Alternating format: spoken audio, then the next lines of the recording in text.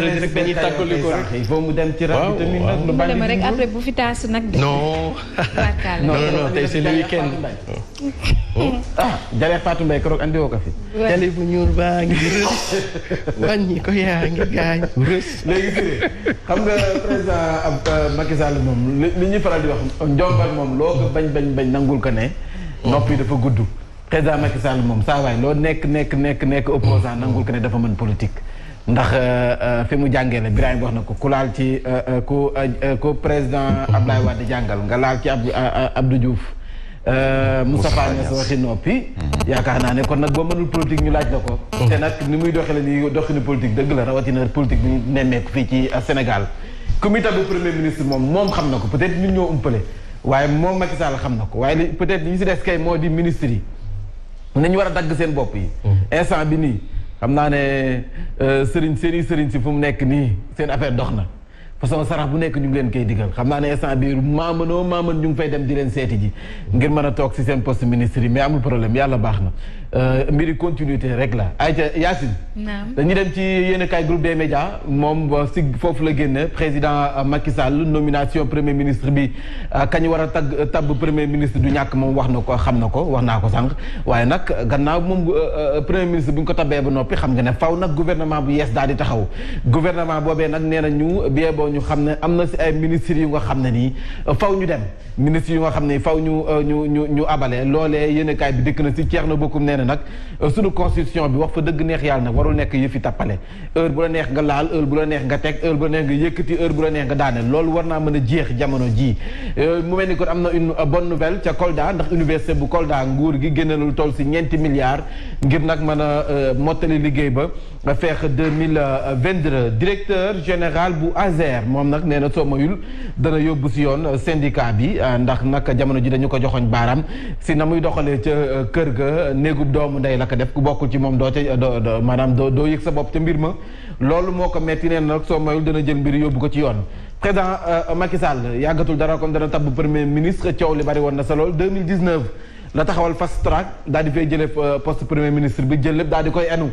ba enu gi diisee nag tey jii nee na da koy enneeku ndax nag mbir yi faw nag mu andiwaat poste premier ministre ña nga xam ne ñoo ko doon rafetlu doon ko jéem a justifier naanu moom mën na enu lépp ku ci mel ni Seydou Gueye mii moom nag tey andiwaat na ay leeral ngir wax lan moo waral kon nag ki nga xam ne mooy président Macky Sall war a mën a nag andi poste premier ministre wax na région yi ndax nee na nag fu mu nekk nii li mu enu dafa bari te front yi bari na jàmbat yi bari na loolu yëpp xajul si benn bopp comme ni nga ko waxee si de bët du yenn waaye xam ne li bopp antan moom nag Seydou Gueye moom noonee la ko gisee jëm ci mbirum premier ministre bi ak ni ñu ko andiwaatee waaye jàppale ni it kii di Moussa Taye moom nee na mbiri errance politique lay gën a niru maanaam koo xam ne comme jaaykatu éponge fu la ngelaw lu yóbbu rek fa ngay dem moom noonu la ko jàppee ñu àddu jëmale ci li nga xam ne rek moom mooy ba tey poste premier ministre bi xam nga ne kon mu mel ni yéenekaay bi fa la génn président Macky Sall jëm ci violence yi nga xam ne dañu ko teg ci jigéen ñi xale jigéen yeex lu ñu nemmeeku nee na loolee ci boppam dafay war a mën a dakk te loi baa ngi fi faw ñu appliquer ko loolu la génn ci yéenekaay bi di Le Soleil ñu jëm ci li nga xam ne rek moom mooy source A gannaaw ba mu ñëwee ci mbirum cour suprême ak nag préfet yeex yooyu seen recours bi ñu namm def ñëw na ci mbirum Kabirou Mbodj 6 mois ferme Kabirou Mbodj ba tey nag mi ngi doxee soxlam toujours libre li ko waral nag moom yéenekaay bi dikk na ci jëm ci li waral Kabirou Mbodj di doxee soxlam ba léegi ñu dem ba ci léegi li nga xam ne rek moo di le quotidien dafa ñëw ci futur premier ministre bi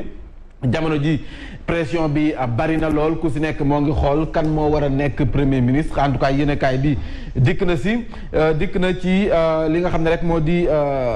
justice bi ak réparation bi nga xam ne jot nañu ko amal jëm ci victime yu Yaya Jammeh xam ngeen ne Gambie nag dafa nekk ci wàccaayu ay élection te ñu ngay wax ne kon soo moyu sax kii di Yaya Jammeh da delluwaat sa dëkk ba l'observateur dafa ñëw ci kan moo war a nekk futur premier ministre bi ku mel ne premier ministre bi ñu war a andi kan la war a doon moom jéem na andi yenn détails yi nga xam ne nii peut-être mënees nañu joxtu ni bu ku ko lire di nga xam kan moo war a nekk premier ministre yéenekaay bi fa la génne na ci également Aliou Cissé ak nag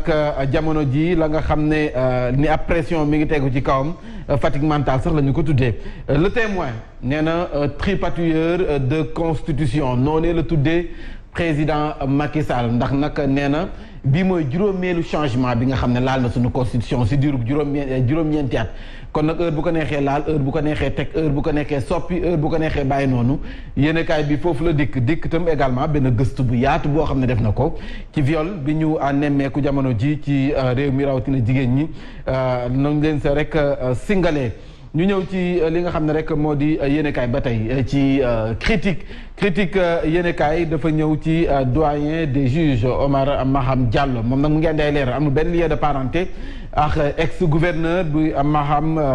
Diallo ñëw ci benn projet bu mag projet gestion des déchets soudés dans 138 communes des déchets soudes plutôt mu mel ni kon loolee nag ñu ngi ko xayma ci 206 milliards ci suñuy koppar la ñu mobilisé gis nañ si nag ki nga xam ne moom mooy Seydou Sow Abdoulaye Seydou Sow ci signature bi jëm ci liggéey bu bees boobu nga xam ne moo leen war a xaar ñu jëm ci alkaali Massamba di président Abdoulaye Wade parti démocratique sénégalais sans Abdoulaye Wade dafa mel ni du parti démocratique sénégalais ndax bu fi nekkee parti bi yëngu bu fi nekkul parti bi kenn du ko sentir en tout cas nee nañ kañal la waa parti démocratique sénégalais di doxal seen bopp sans Abdoulaye Wade man na gëmm na dina mën a nekk parce que Wade est-ce que am na mën nañ am di Wade sans Wade ndax mën nañ am ku méngoo Wade ci biir parti démocratique sénégalais à l'origine non. waaw mais moo xam nga parti boo moom moo ko def. tey bu demee ba mënuñu wax keneen koo xamee ni mën na ko wuutu. moom moo ko def parce que kenn la jël muy Karim Wade doomam teg ko ci neen moom daanaka moom mooy numéro 2. te kooku nekku fi donc c'est tout à fait normal que mu fi Wade nekkul benn ci Wade yi bu ñu fi nekkul PDS du dox. malheureusement loolu lañ nemmeeku si parti yëpp Sénégal fii parti bi ki nekk ci kaw rek moo yor lépp boo demee ci APR bu weesoo président Macky Sall. AFP kan moo ko mën a am AFP bu weesoo Moustapha Niasse kan moo ca nekkati ki si kaw rek la nit ñi di nemmeeku le reste yëpp nag dañu mel ni ay figurant rek la ñuy doon. malheureusement looloo nekk suñu carte yi suñu parti yi ñu jeexaleex proposition bi nga xam ne Déthié Fall def na ko ci 24 heures ñu ngay xam ne jamono ji ñu ngay activer seen comité électoraux yi ñoom waa Yewwi Askan Wi Yacine. pare nga. ah jéem wala ma continuer 8h02 la de. desul benn quotidien. des na ay quotidien. doo dem l'observateur ak ñoom. ñu dem l'observateur dem nga ñoom Yacine na xanaa nekkoo fi dem naa l'observateur. ah dem nga. waaw. maa bëgg nga dellu si waat xam naa ko. dem nga war dem nga témoin. dem naa témoin. dem nga critique. dem naa critique Yacine. dem nga 24 heures. dew ma 24 heures. ah demal 24 heures. dew ma 24 heures dew ma réew mi. fësalal suñu confrères yi nag. 24 heures moom laay xool nii. est-ce que 24 heures ñëw na Yacine. Yacine 24 heures daa mel tey dafa absenté de. 24 heures dafa absenté de Yacine moo tax jëluma ko. 24 heures gisuma ko. kay. Yaas laa naa 24 heures si laa wax sànq ni Déthié Fall mi nga xam ne mi ngay activé Yewwi Askan Wi. yow kon yow sa bopp sax xamoo sax lan nga laal. non mi ngi nii laal naa ko moom laa tegoon fii. waaw moom mi taxaw di la seetaan te seetaan gën a yomb nag xamul sax lan nga laal. très bien sama avocat. Alaaji Mansour diggante gi xat na de mag Mame Mbaye diggante gi xat na de.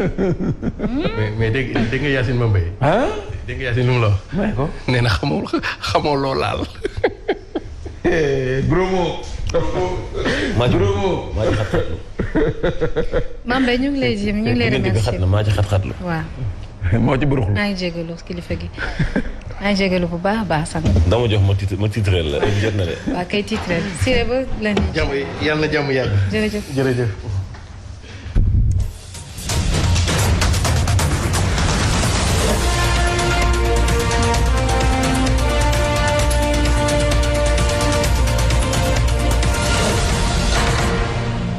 salaamaaleykum élection territoriale janvier 2022 ministre bi yor lu jëm ci wàllu collectivité territoriale sàkku na ci ñu daal di respecter parité ci yooyu lay élection xanaa liste ya respecté nañu ko xanaa la foog ndax validé nañu leen ba léegi ñu yegg ci campagne Omar Gueye mu ngi yëkkati kàddu yooyee ba ñuy saxal projet de loi bi tënku ci code général des collectivités territoriales muy benn projet boo xam ne député yi ñëpp ni waaw muy li tubaab di wax unanimité ñu wax itam ci leneen bi ñu fi annoncé ni Macky Sall dafay dellu soit poste premier ministre réaction yi mu ngi gën di jibe fu ne.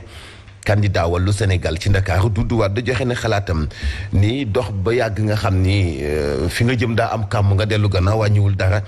Serigne Mbacké Ndiaye ni ñeni woon ànduñu ci ñu jële fi poste premier ministre kon tey ñooña am ndam caa bokkoon di ngeen dégg seen i kàddu ci xibaar yi sport di dañ ci ànd ak Baye Ma Anta Mbuub yéen kay Mantoulaye ci mu doy faram fàcce gi Mame Mbaye Ndiaye lay doon. Constitution du Bible du Coran du Évangile donc dafa war a bouger évoluer au fur et à mesure des défis qui se posent quoi même s'il faut dénoncer un peu li muy am lu bari quoi mais li par rapport ak li ma laaj ak constitution bi moom la olof yi naan ndama ngi ci gàccaa ngi ci nu ci ndam nekkee mooy kuy dem ba xamatoo foo jëm da ngay dellu fa nga jógee te dellu fa nga jógee du gàcce en soi d'ailleurs sax ça peut être un acte de leadership ça peut être aussi acte bu rëy. mais ce n'est que ñu di ko changer ndax ay calcul politique aussi. waaw moom laa bëgg a ñëw nii loolu mooy gàcce bi nag léegi ndam bi mooy ku dem ba jaaxle dellu si waat fa nga jóge woon loolu gàcce amu ci en soi donc mën na nekk ci beneen bi mooy li ci gàcce nekk mooy dafay révéler en ce qu'on appelle en management public le pilotage à vue. ça veut dire que président Macky Sall fi mu toll nii daanaka supprimer na poste ba te ba mu koy supprimer ñëpp ne woon nañu ko déet mu dëgër boobu supprimer ko dem na ba tey ñëwaat indi ko loolu nañuy tuddee ci maanaam pilotage à vue beneen bi muy am ce que je pourrais appeler le portrait psychopolitique du président Macky Sall. te boo defee portrait bi affaire bi daf la koy wan dafa mel ni comme si président Macky Sall parce que problème yi yëpp na gars yi dañ naan ministres yi effectivement il a fait un mauvais casting mais c'est lui qui a fait le casting parce que c'était pas un premier ministre moo nommé gouvernement c'est lui-même qui a choisi ses hommes il a fait un mauvais casting mais soo xoolee ba ci ginnaaw kon donc buy mere moom bu mu meree ministre yi na meree boppam ba pare parce que moo leen tàgg mais deuxièmement c'est foofu lay demee def le portrait psychopolitique dafa mel ni comme si président Macky Sall su fekkee da am benn forte tête wala nga am benn compétence wala nga doon avant moom muy doon te moom taxul yow nga doon dafay mel ni dafay am benn genre rapport de conflictualité du fi dafa mel ni comme si dans l'intervalle premier gouvernement bu mu tegoon dafay amoon ñu ci bëri ñoo xam ni dañoo nekkoon avant président Macky Sall di nekk ñu doon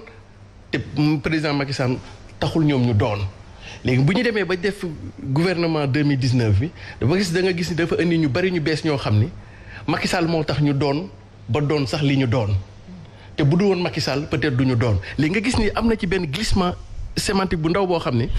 ñi nga xam ni dañoo doonoon maanaam amoon nañu ay compétences wala ñoom ay forte personnalité dafa mel ni comme si maintenant daf leen di imposer ñu def politique xam nga fële dafa amoon ay forte personnalité ak ay compétences.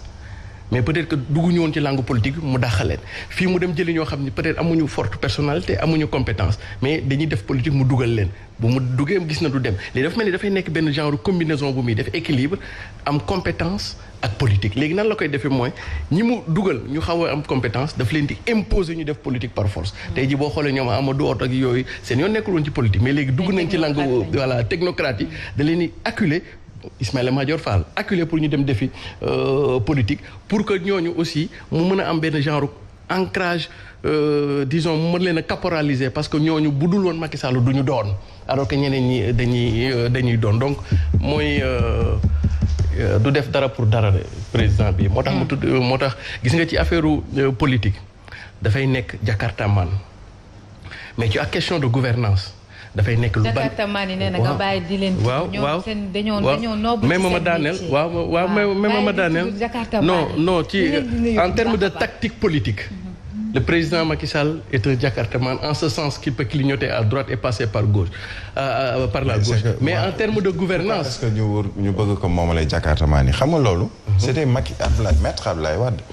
moom la ñu doon wax day clignoter à gauche pour jàdd à droite te Macky Sall a appris de maître Abdoulaye Wade jël na ci moom lu baax jël na peut-être ci moom ci lu ñuy jàpp jël na ci moom lu bon waaye li wóor mooy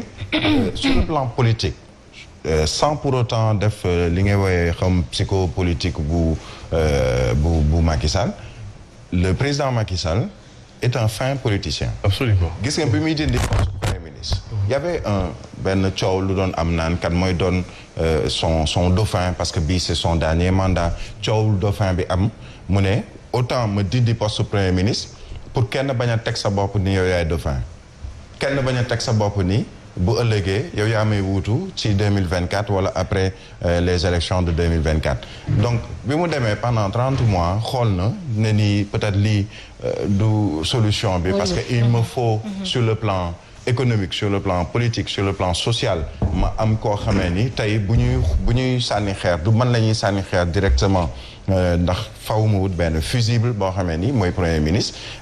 bu ñuy wax moom la ñuy wax te moom mooy mën a rapidement def liggéey bi ñu sant te bu fekkee def ko assemblée nationale parce que loolu mooy doon lu bees li ci biir constitution bi nga xam ne dañ koy soppi assemblée nationale am na sañ-sañu dàqalu premier ministre ak gouvernement moom ci boppam en tant que président am na sañ-sañu tas assemblée nationale muy dissoudre ko donc moom il